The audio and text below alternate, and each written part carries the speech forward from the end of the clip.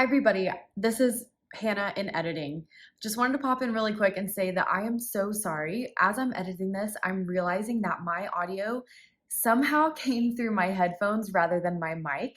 So my audio is a little crazy throughout this episode, but please don't let that keep you from listening because what Donnya has to say is so incredible. So I hope you can look past that. Forgive me. The rest of the episode is really, really good. Hello and happy Friday. Welcome back to another episode of the By Word Show. So glad you guys are here and super excited to have my friend Donnya Negera with us here today. She is a mom. She is an influencer. She's a content creator. She's the CEO of Yuma Collection. Honestly, there's nothing she can't do. And you guys are going to love her. I can't wait for you to hear from her. So really quick, hit pause, take a screenshot and share it on social so we know that you're here. And okay, now come back and we're going to dive in. Donnya, as we get started, would you just quickly introduce yourself for those who don't know you yet? Hey, I'm so glad to be here. First off, this is going to be great. And my name is Donnya. I currently reside in Louisiana with my two little kids and my family. And I am a motherhood and lifestyle content creator, but I also have a diaper bag brand called Yuma, yumacollection.com. And I'm just, trying to make the best out of life at this point.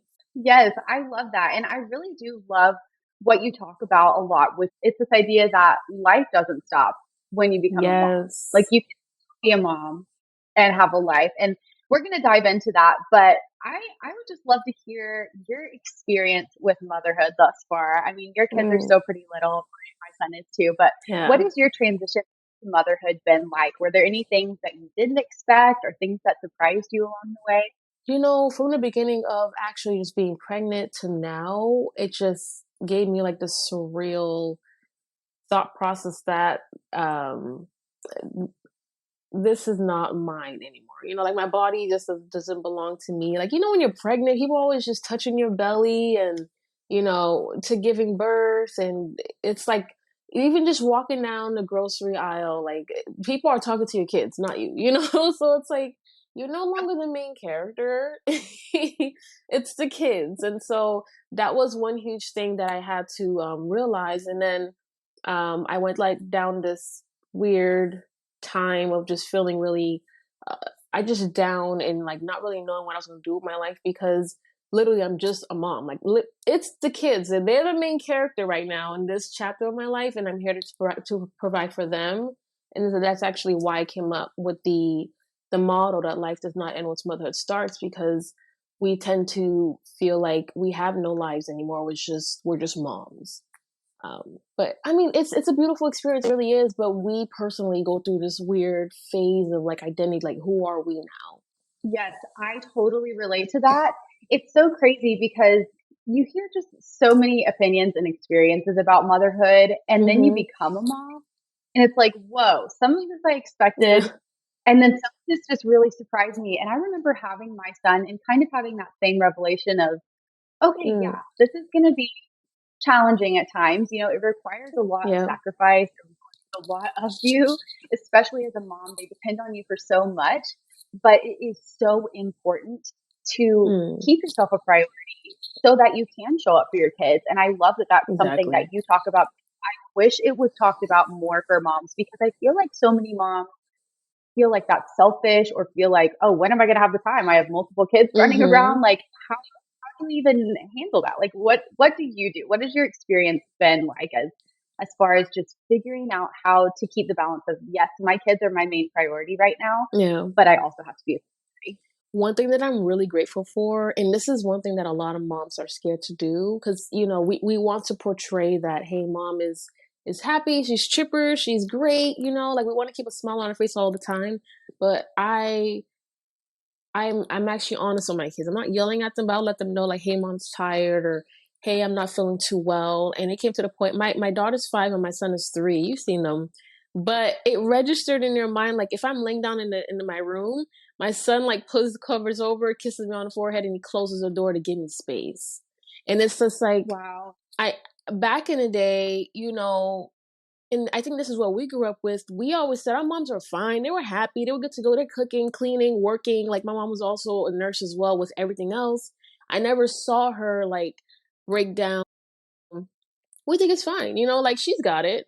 But expressing that really helped me actually get through the day really well because the kids understand that, hey, mom might need a little bit of space now. So that's one thing that moms need to kind of move step forward with. It's like our kids actually they're not as like childish as we think. They can understand and process a lot of emotions that we are going through, and they can honestly help us throughout the day, honestly.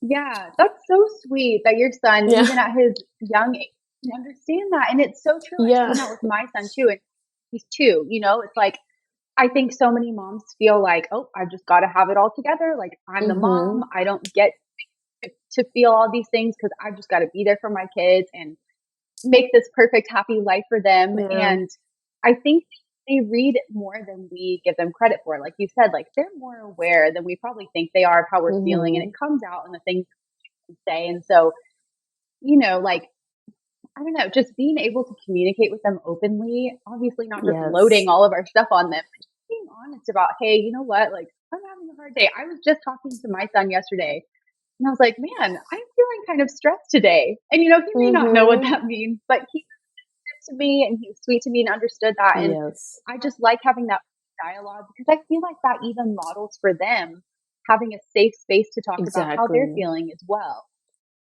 That That's so actually, cool. yeah, and that actually had me thinking about, even if I wasn't in a space to express myself to my kids, the kids naturally can sense when something's off. Like, they'll say what's wrong or they'll hug you, but normally you would just, hold it in. Like, I'm not like having a session with my kids, of course, but I'll just let them know, like, these are like the simple feelings that I'm feeling and I might need a little bit of space. And so they carry on through that. But naturally, your children they want to know what's wrong with you if you're not in the mental space. Like, we expect that kind of compassion from our spouse or like friends or something like that. But as a stay at home mom, you don't have that around you, especially if your husband's at work, you just have your kids. So, Totally. And I think that really just hmm sets them up for healthy relationships in the future too, because hmm there are going to be times when people just need to be able to communicate their feelings and our kids be yes. able to receive that and know how to respond and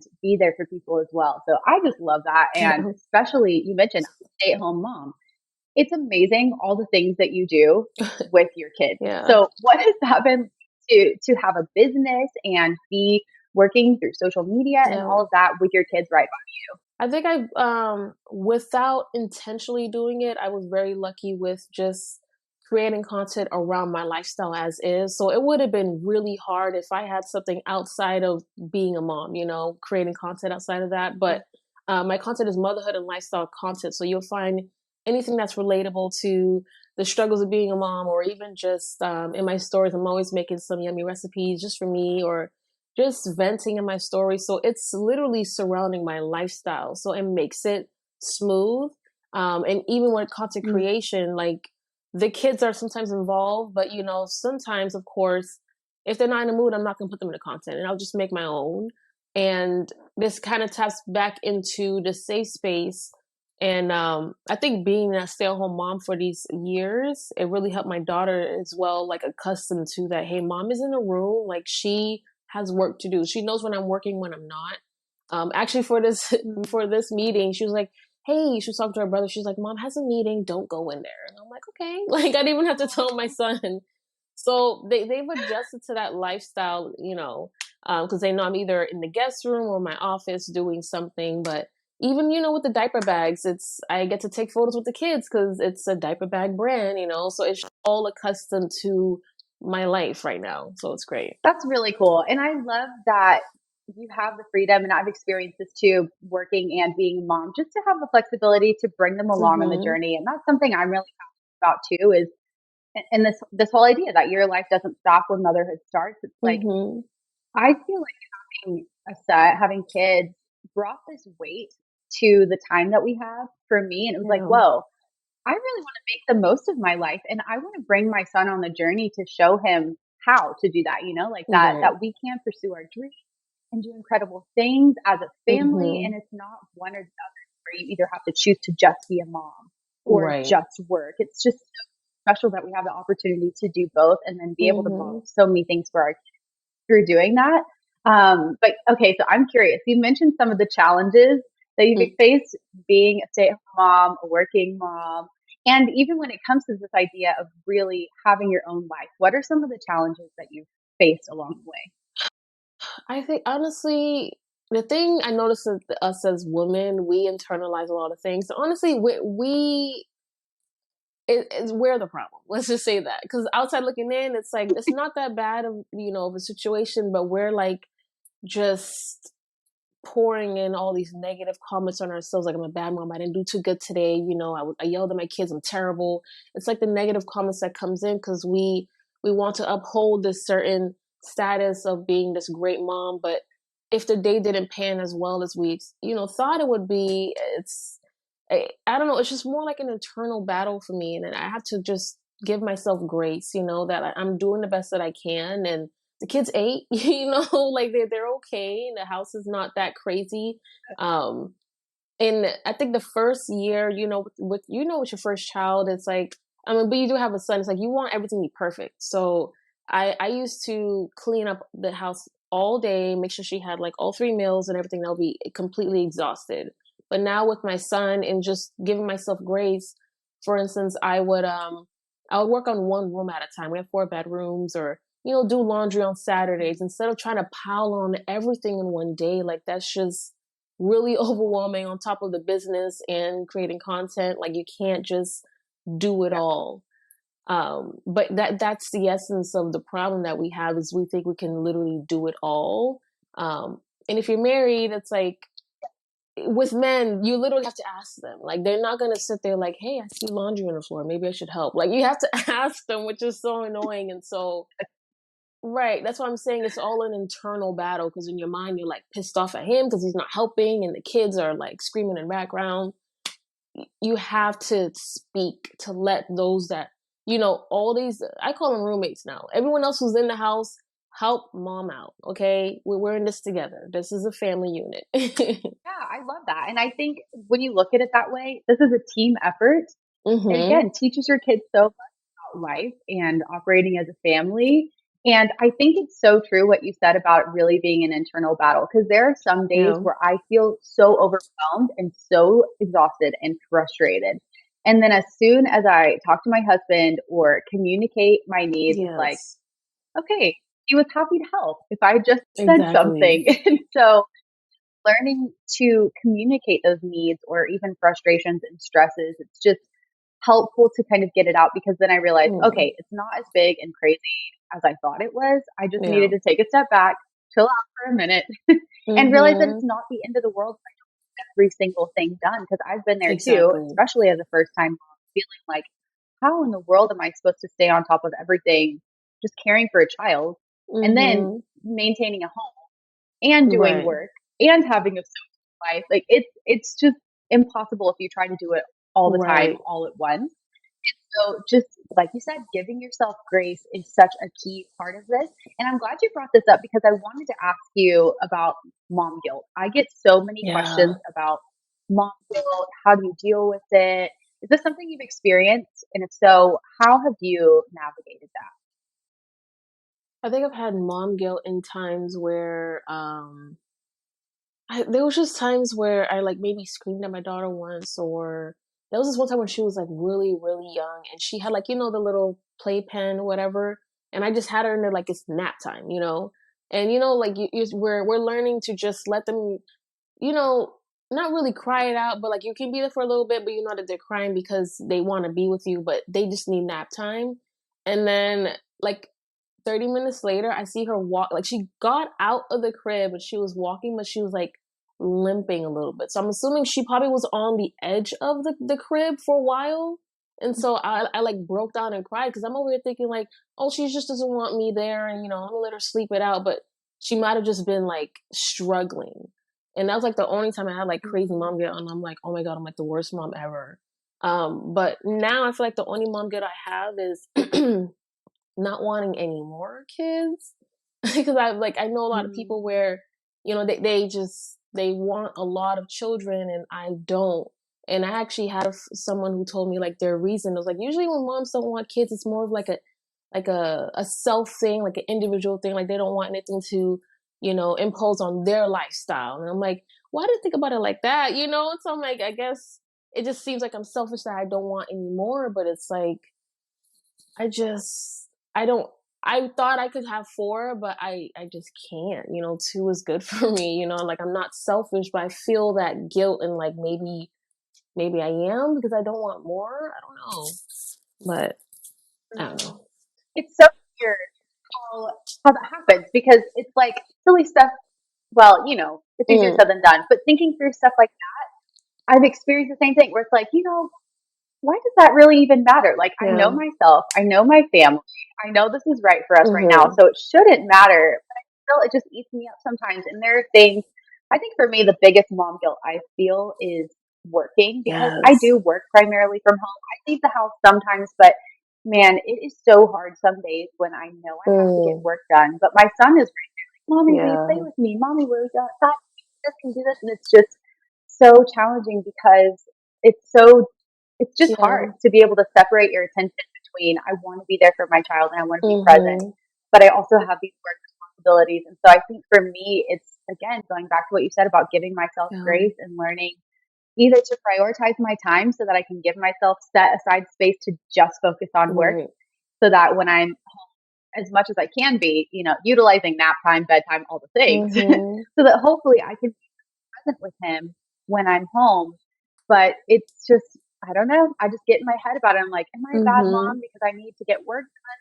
I care about work more than I care about my son. And it's just, that's not the case. It's just learning to Yeah. balance the life that I've chosen and the life we have. And then Mhm. just, just giving myself lots of grace along the way because the opinions of others, man, It's a especially as lot. a mom, they just get in your Oh head. yeah. Yep. And then with Yeah. social media, there's a lot of motherhood creators, and so they all have their own different lifestyles and how they do things, and it's just that pressure of like, am I doing enough? But when you go back to what you were saying about being a work at home mom, looks like they're trying to get at the door. But one thing I like to do sometimes is give them like a little pocket, like a good hour to hang out with them, and then I'll go back and do my thing. And it's crazy because they never bother me after. It's like, I played with her, I played with my mom, I did all this stuff with my mom, and now she goes back to work and they're fine.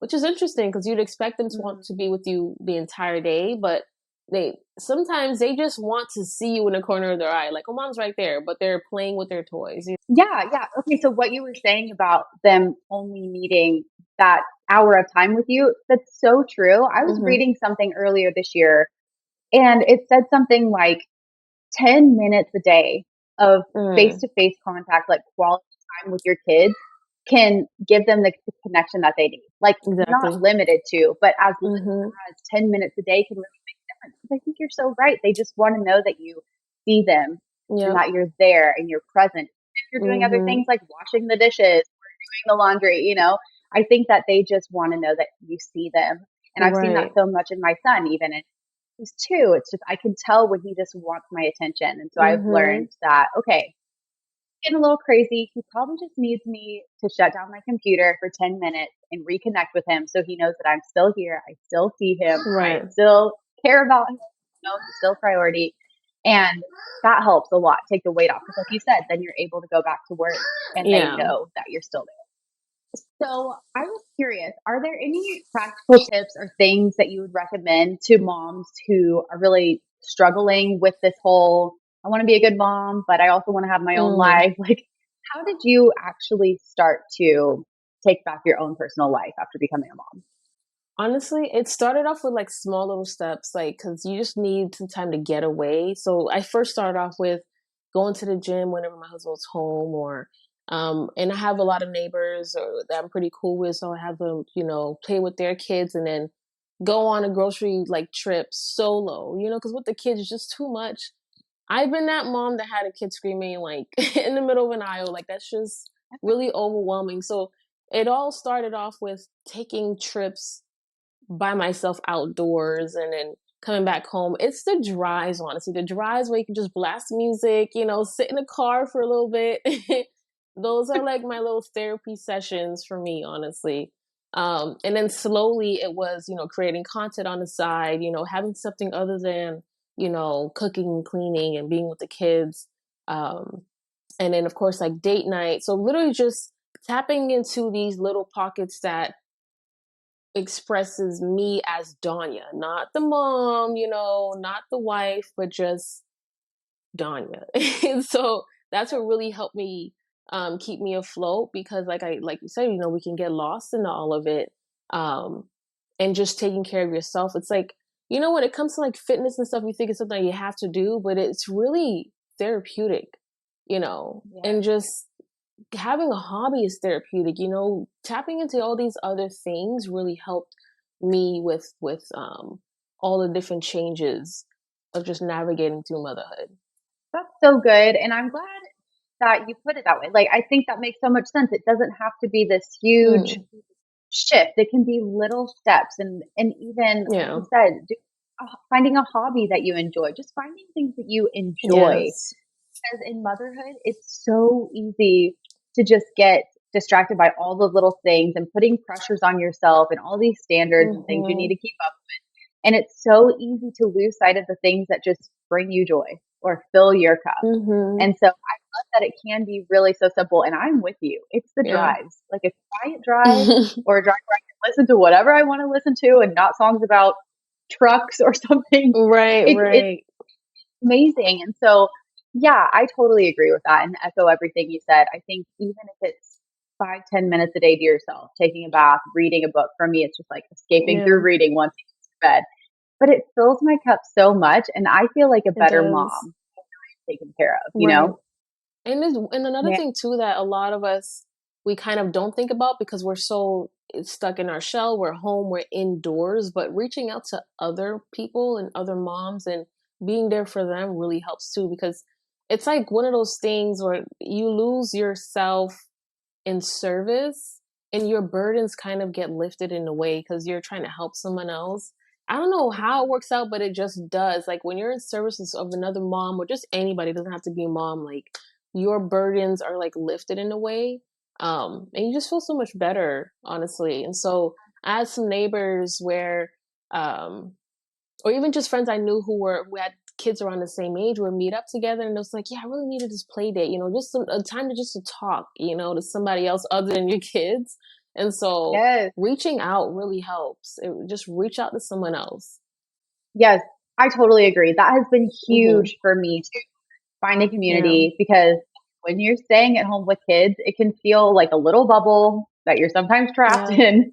And just, yeah, Yeah. like you said, talking to other people, doing play dates, and even teaching your kids community that way is really impactful. Hmm. I think too, a lot of moms, maybe it's just me, I think it's a lot of moms, but I Yeah. forget to ask for help or to reach out. And I think Yes. when you become a mom, people think that you're busy and they don't think to initiate Mm. things.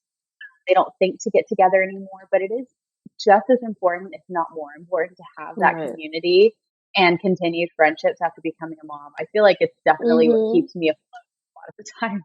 Yeah. And I love that you mentioned the asking for help, because I notice it's like a big thing now, and I haven't done it yet, but I want to. But a lot of moms are starting to hire like cleaning help to have them clean the whole house, and how that has been like so life changing for them as a mom, like stress relieving because they come home and the house is clean. I'm like, I would love to Mhm. do that. That's awesome. Like I haven't scheduled it Yeah. in yet, but I'm like, that is a great idea. I just think that, like it goes back to us thinking that we have to do it all and we can. And they're not Mm. as expensive as you expect it to be. So I don't know. I might need to book a date to do that. Yes. Well, I feel the same way. There's some things where I've considered doing, like kind of outsourcing because to me, like Mm, it's worth the money to me if it saves me on sanity. Like it's just so much yes. better to be able to have that help and not feel like I'm stretching Mm-hmm. myself so thin. Especially as a new mom, I wish I would have reached out for Yeah. help more because there's so many people who say that they're available if you need anything. But there were Mm-hmm. days where it's like, I don't know what I need. I just feel overwhelmed. And so having little Yep. things like that, which I would have just said, hey, can you help me with this? I just feel maxed out today and I don't think I can do another Yeah. thing. It's so helpful. I Right. love that. I would love to know, kind of speaking of that same thing, is there any advice you would give to new moms?